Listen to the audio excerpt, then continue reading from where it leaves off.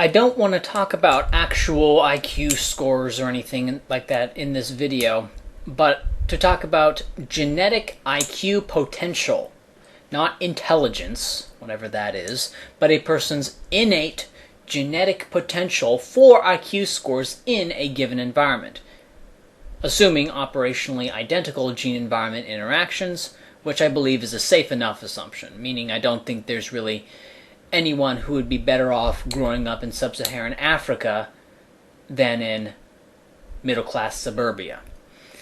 Today, we can look at the total body of evidence, not James Flynn evidence, right? People they cite Flynn studies, right? For example, that Flynn study that showed, women with higher IQ scores than men.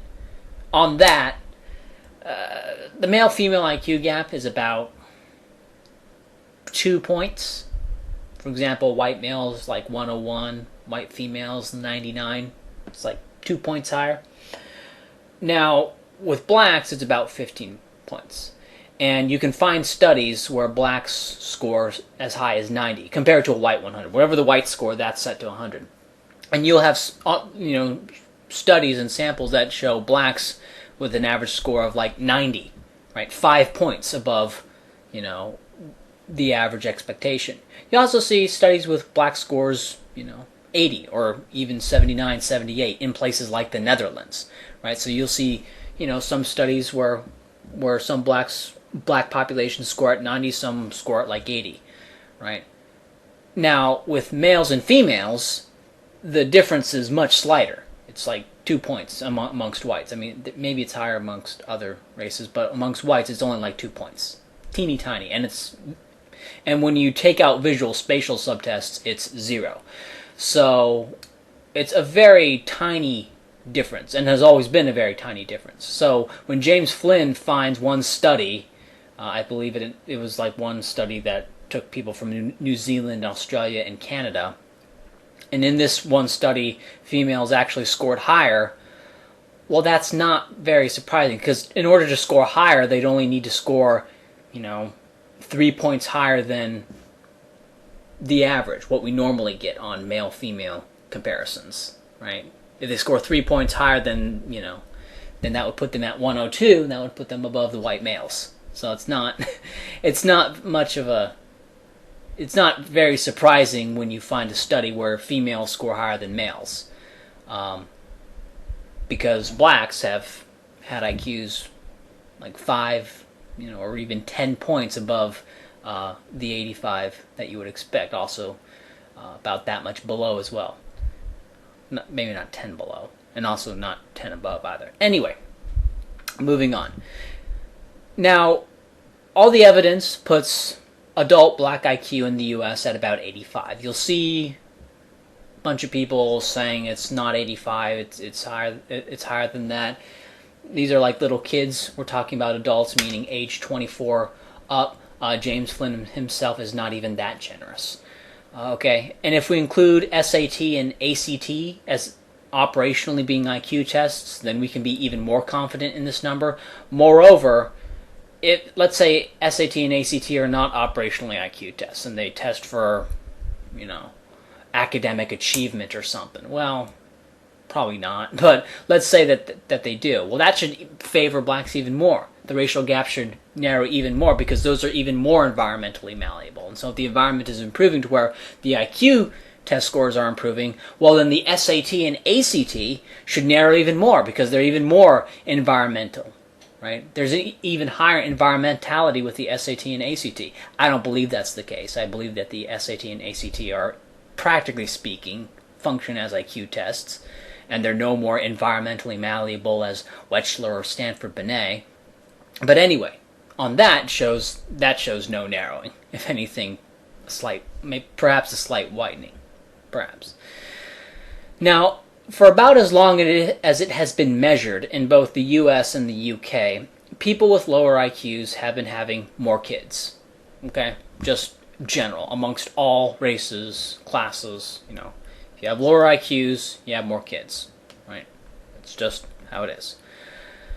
There's some little exceptions. There's like this little town in Michigan or whatever, which buck the trend. But in general, it's a general truth that lower IQs, more kids. However, this trend of the lower IQs having more kids is stronger among blacks than it is among whites. Now, if you want to say race doesn't exist or something, okay, I'll argue against that somewhere else, but not here. If you want to look at the races as nothing more than social categories at their inception that have precisely zero genetic differences, fine.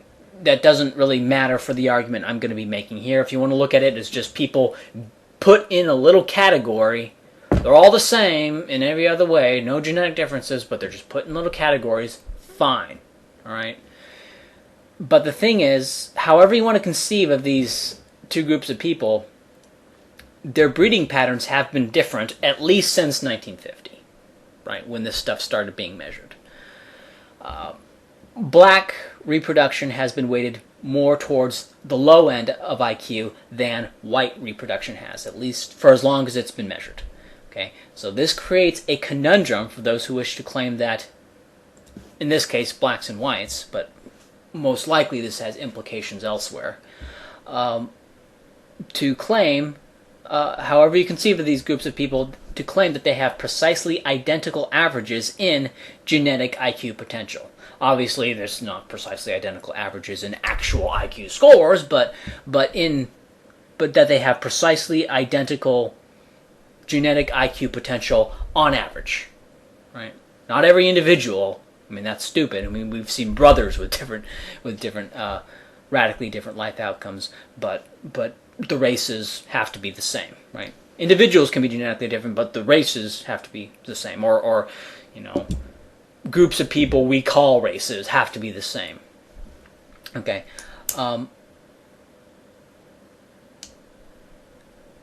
Because if it's true today that the races or whatever or whatever stand-in for race you want to use, if it's true today that they have precisely identical genetic IQ potential, and black reproduction was more weighted towards the low end of IQ than whites, then in, say, the year 1950, blacks must have been superior in terms of genetic IQ potential. Because if they're equal today, then they must have been superior then, because they've been going down in terms of IQ and genetic IQ potential based on the reproduction rates, if you assume any substantial heritability of IQ in general. Or if racial equality in genetic IQ potential existed in the year 1950, then today blacks must be inferior in genetic IQ potential, right? The point I'm making is that because of the differences in the IQ weighting of reproduction between the races, if you accept any substantial heritability of IQ, period, blacks and whites must have different genetic IQ potentials on average somewhere along the timeline. Okay? If genetic IQ potential is equal now, then blacks were higher in 1950. If genetic IQ potential was equal in 1950, then blacks are lower now. You can plausibly deny parts of human evolution 100,000 years ago, the politically incorrect parts of human evolution, i.e.